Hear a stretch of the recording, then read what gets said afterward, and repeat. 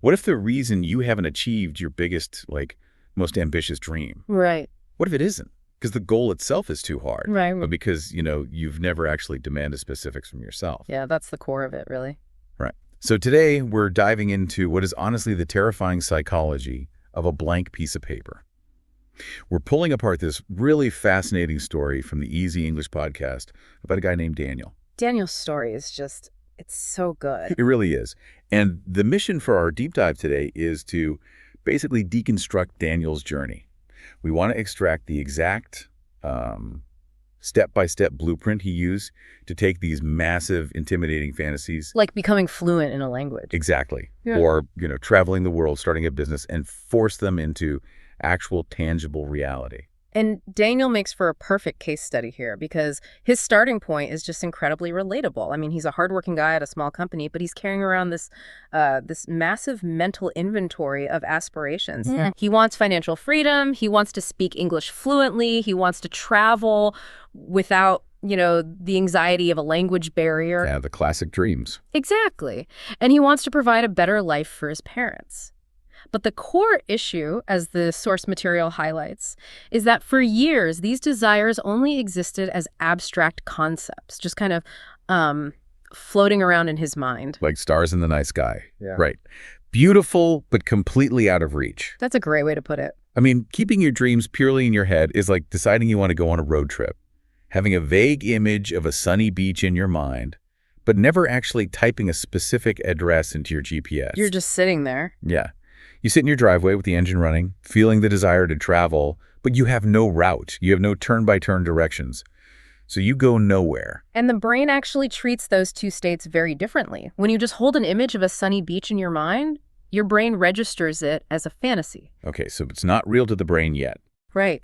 Fantasies provide this small, safe hit of dopamine, and they don't require any caloric output or risk. But the moment you type an address into the GPS... You're suddenly committed. Exactly. You are establishing a concrete objective. That requires an execution plan, which consumes energy and, crucially, introduces the possibility of failure. Which brings us to this incredibly vivid moment in the source where Daniel attempts to make that shift. From fantasy to concrete objective. The cafe scene. Yeah, the cafe scene. So he goes to a quiet cafe after work. He sits by the window, orders a coffee, and opens a blank notebook. Oh. At the top of the first page, he writes 2 words, my dreams. And then what happens? He completely freezes. Yeah. He just stares at the blank page for several minutes, completely unable to write a single thing. I mean, he knows what he wants, so the sudden roadblock seems kind of bizarre, right? It does, but it's actually a textbook biological defense mechanism. Really, a defense mechanism against writing. Yeah. Because up until that exact second in the cafe, he has never clearly defined his dreams. The psychology of the blank page is fascinating because of what it demands from your ego. Oh, because he's putting it on the line. Right. When a dream is just a vague idea in your head, it's completely insulated from failure. You can't fail at a formless wish. You can't fail at wanting to be rich one day. Exactly. But holding a pen and attempting to articulate the goal forces it into reality. It demands specifics. The sudden shift from a safe fantasy to a defined possibility triggers anxiety because you are suddenly, on the hook for the outcome. You're looking at a literal contract with yourself. Yes. But he does push through that initial freeze, which is the important part. He starts writing, traveling to new countries, becoming fluent, opening a business, helping his family. And the source notes that the more he writes, the more excited he becomes. Because the act of definition starts turning these abstract ideas into manageable data points. It makes it real. Yeah, the physical act of writing externalizes the problem. It moves the goals out of the emotional centers of the brain and puts them in front of the prefrontal cortex. Which is the logical part. Right, the part that handles logic and planning. But just writing a list does not change behavior. No, definitely not. The first true catalyst in his journey happens when he addresses the internal narrative he's been running for years. Right. Okay, so this leads to the bookstore. He goes and picks up a book called The Magic of Thinking Big by David J. Schwartz. And according to the source, this book completely rewires his thinking. It's a pivotal moment for him. But wait, I have to be honest and push back here for a second. Okay, go ahead. I hear a title like The Magic of Thinking Big, and my immediate reaction is to just brace for, cliche self-help. Oh, sure. Just put a smile on, think big, and suddenly all your financial problems vanish. Come on. How does reading a motivational book actually change the boots-on-the-ground reality of Daniel's day-to-day life. No, it's completely fair to cringe at the title. I get it. But the mechanism Daniel extracts from the book has absolutely nothing to do with toxic positivity or wishful thinking. Okay, so what is he actually getting from it? The book acts as a diagnostic tool for his cognitive biases. The core realization Daniel has is that he's been artificially limiting his life because he was operating under this subconscious assumption that he just wasn't the kind of person who gets to have those things. Oh, wow. He assumed he wasn't capable enough or smart enough or lucky enough. So he was disqualifying himself before he even attempted the work. Exactly. This ties into a concept in psychology known as self-limiting beliefs. But physically, it's rooted in the brain's desire to conserve energy. How so? Well, if your brain can convince you that a massive goal is fundamentally impossible for someone with your background, it successfully saves you from expending months of energy pursuing it. So the brain thinks it's doing you a favor. Yes, it's shutting down the ambition to save calories. The book removes that artificial ceiling. Daniel realizes he's been treating his list of dreams as a list of pure fantasies. Right, and so he starts replacing statements like, I wish, with a new question. What if? That's the turning point. He starts asking, what if my dreams are actually possible? And what if my future can be different from my present? And changing the question changes the entire trajectory of the brain's filtering system. You're talking about the RAS, right? Yes, the reticular activating system. It's a network of neurons in the brainstem. Its job is to filter the millions of bits of sensory information you encounter every day and only bring the relevant data to your conscious attention. Right, like when you buy a red car and suddenly you see red cars everywhere. Perfect example. So when Daniel asks, what if my dreams are possible? He programs his RAS to start looking for evidence of opportunity rather than evidence of limitation. That's huge. Because a fantasy asks for nothing from you, but a goal demands a plan. But believing you can build a business and learn a new language is actually incredibly dangerous without a plan. Because the sheer size of those goals, once you realize they're possible, suddenly becomes paralyzing all over again. Oh, definitely. The overwhelm kicks in. Right. If you truly grasp the amount of hours required to become fluent in English, the friction is staggering. Which is why the antidote to that secondary paralysis is building a system. Yes. And this is the second catalyst in Daniel's story. He discovers the book Atomic Habits by James Clear. A classic. Yeah. And the revelation here is a fundamental shift in how we approach achievement. Success isn't created by one giant overnight action. Right. It is created by small actions repeated consistently. So Daniel takes this philosophy and he creates a really specific 5-part daily blueprint. Let's hear it. His daily plan is practice English for 30 minutes, read 10 pages of a useful book, exercise 3 times a week, save a small amount of money each month, and learn one new thing every day. Notice the architecture of that list. Simple habits, small actions. But again, I have to play devil's advocate on this system. Okay. I look at that list reading just 10 pages, saving a few dollars a month, doing 30 minutes of English. That feels agonizingly slow. It does seem small. If you want to build a whole business or become fluent in a foreign language, doesn't that require massive, aggressive action? Like, if he only reads 10 pages a day, isn't he just dragging out the process unnecessarily? You're right to be skeptical. I mean, if your timeline for fluency or starting a business is next Tuesday, then 10 pages a day is utterly useless. Exactly. But Daniel has realized that massive, aggressive action is a biological trap. A trap. Yeah. Think about what happens when people rely on massive intensity. They decide to change their life, they study for 4 hours a day, they go to the gym for 2 hours. And they completely burn out by day 4. Exactly. The motivation crashes. Because it's just too much. The motivation crashes because the friction is too high. Massive action requires a massive amount of willpower, and willpower is a finite, depletable resource. That makes sense. By shrinking the tasks down to almost comical sizes, like reading just 10 pages, Daniel removes the friction. He bypasses the brain's panic button. He doesn't need to fundamentally overhaul his entire existence overnight, which, is terrifying to the nervous system. Right. He just has to commit to 10 pages. And mathematically, the compounding effect of that low-friction system is shocking.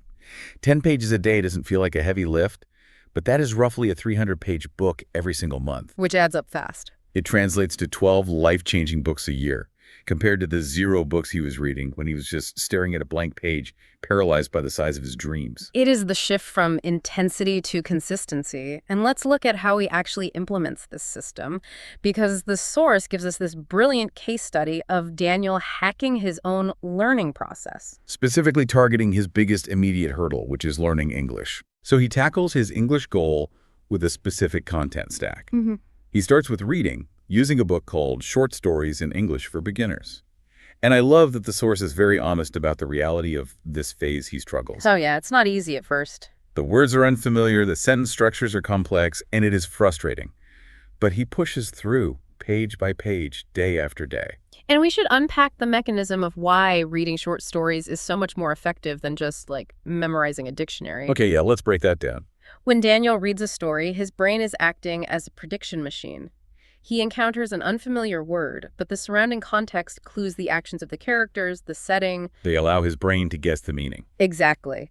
And this forces deep cognitive processing. It builds neural pathways that link the new vocabulary to real-world scenarios rather than isolated definitions. Right. And he supplements this contextual reading with targeted vocabulary work using a book called English Vocabulary in Use. A great resource. And his strategy here is the perfect embodiment of his new mindset.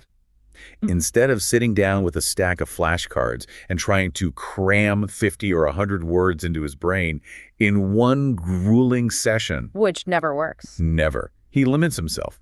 He restricts his learning to just 5 words a day. 5 today. 5 tomorrow. Consider the alternative. If he tries to cram 50 words in an hour, he is storing that information in his short-term memory. Which is temporary. Highly temporary. Within a few days, he'll fall victim to the Ebbinghaus forgetting curve. Oh, I've heard of that. Yeah, it's a psychological concept that shows how rapidly we lose memory when there is no attempt to retain it. By limiting himself to 5 words, he avoids cognitive overload. Right. He has the mental bandwidth to deeply understand those 5 words, practice them, and move them into long-term memory through spaced repetition. I mean, you literally cannot fail in 5 words. You could knock that out while making your morning coffee. Exactly. But again, relying on the math of compounding, 5 words a day is over 1,800 words a year. That's a massive vocabulary. You drop 1,800 new, deeply understood words into your vocabulary, you are fundamentally changing your ability to communicate in that language. He is choosing guaranteed, low-friction daily success over the high probability of burnout. The other tactic that really jumped out at me from the source was how Daniel changes the actual physical environment of his learning. Oh, this is a great part. He downloads an audio program called Effortless English. But he doesn't carve out an extra hour at a desk to listen to it. He listens during his commute. He listens while walking. He listens while waiting in line at the grocery store. He is reclaiming his dead time. Dead time, yes. This is a brilliant strategy for reducing friction. He isn't creating new time slots in his day. He is stacking his new habit onto existing automated behaviors like walking or commuting. And doesn't that help with memory, too? It does. It introduces the benefit of context-dependent memory. By learning English in various environments on the train, in the store, on a walk, he trains his brain to recall the language in dynamic, real-world situations. Instead of just in the quiet of a study room where everything is perfectly controlled. Exactly. He weaves the goal into the fabric of his existing life. Right. Which perfectly sets the stage for the climax of his English journey. The big test. Right. Several months into this daily grind of 10 pages, 5 words, and audio lessons, this unexpected opportunity arises at his company. An international client visits the office. A high-stakes situation. Very. And you can easily imagine the scene. Everyone in the office is terrified, looking down at their shoes, avoiding eye contact, because nobody wants to stumble through a conversation in broken English with an important client. Right. The pressure is on. But Daniel volunteers. And the source notes that his heart is beating quickly. The daily system did not magically eliminate his human fear. He's still nervous. Oh, his amygdala is still firing, signaling a high-stakes social situation. But the daily system prepared him to execute, despite the fear. The client asks questions, and Daniel responds. The conversation just keeps flowing. Because his baseline level of competence has risen so high that his quote-unquote nervous performance is still fluent. Yes. And the payoff is this incredible moment at the end of the meeting where the international client looks at him and says, "Your English is excellent." It is the ultimate real-world validation. It really is. I mean, he remembers a time when he froze at a cafe table just trying to write down the words "my dreams," and now he is conducting professional business in a second language. The abstract fantasy is now a concrete reality. Exactly. It's an undeniable win. But I really appreciate that the source doesn't just end the story there on a freeze-frame high five. Because real life doesn't work like that. Right. Real life doesn't sustain that level of adrenaline. That meeting was a massive spike of validation, but motivation inevitably fades. The post-victory slump is a documented psychological phenomenon. The dopamine hit from the client meeting wears off, and Daniel is left facing the reality of his remaining larger goals. Like achieving financial freedom and actually launching the business. Right. The source acknowledges that Daniel faces really hard days. He gets tired. The daily grind of 10 pages and 5 words starts to feel agonizingly slow again. The novelty wears off. Yeah. He begins questioning if he will ever achieve those broader, more complex dreams. You put in the work, but there is no immediate visible evidence of progress. This phase is known as the plateau of latent potential. Oh, well, what's that? Well, the source gives us this vital lesson Daniel remembers from his reading.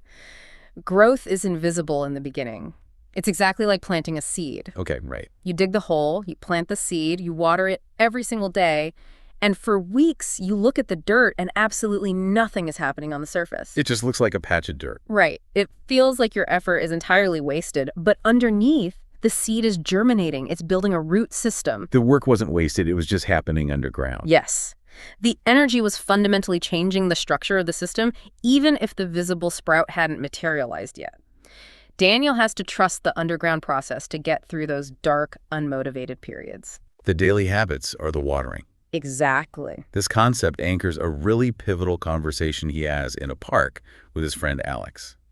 They're talking, and Alex just flat out asks him the question we all secretly wonder when we're grinding away on a long-term goal. The big question. He asks, do you really believe you'll achieve all your dreams? And Daniel's response here reveals the final structural shift in his identity. He tells Alex, I don't know exactly when, and I don't know exactly how, but I know something important.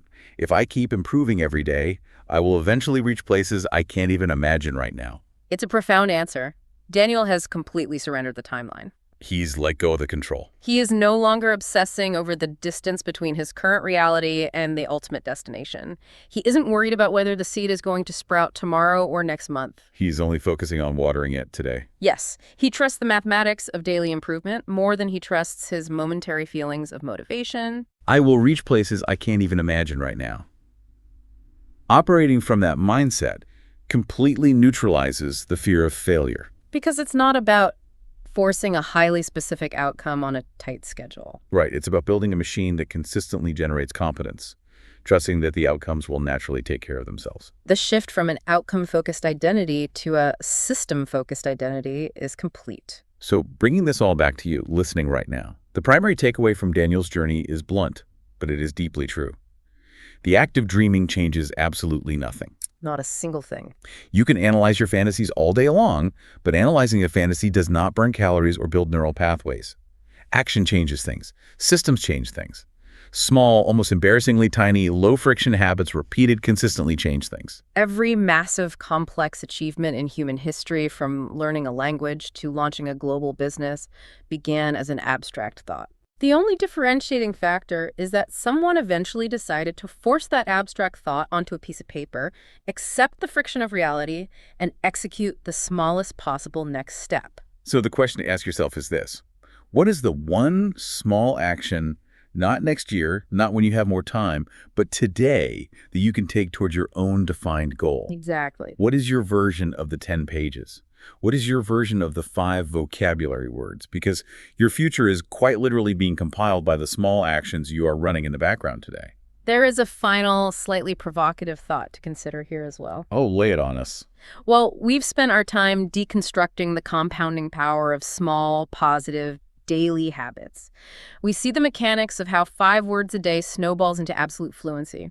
But mathematical logic is completely neutral. It works in both directions. Oh man, the dark side of the compounding equation. Right. What is the compounded future cost of the small, seemingly harmless negative habits we repeat every day? That's a scary thought. The extra hour of scrolling on your phone, the decision to hit snooze and skip the workout, the choice to stay quiet in the meeting instead of offering your idea. Yeah. If daily action is actively building your ideal future, we must recognize that our daily inaction is also quietly, ruthlessly constructing a reality. What reality is your inaction building right now? If you aren't watering the seed, you are guaranteeing it never grows. That is a heavy but incredibly necessary reality check. So grab a notebook, write down the dream, stare down the blank page until it stops being terrifying, and take that first tiny low-friction step. You don't need a massive overhaul today. You just need your 5 words. Thanks for joining us, and we'll catch you on the next deep dive.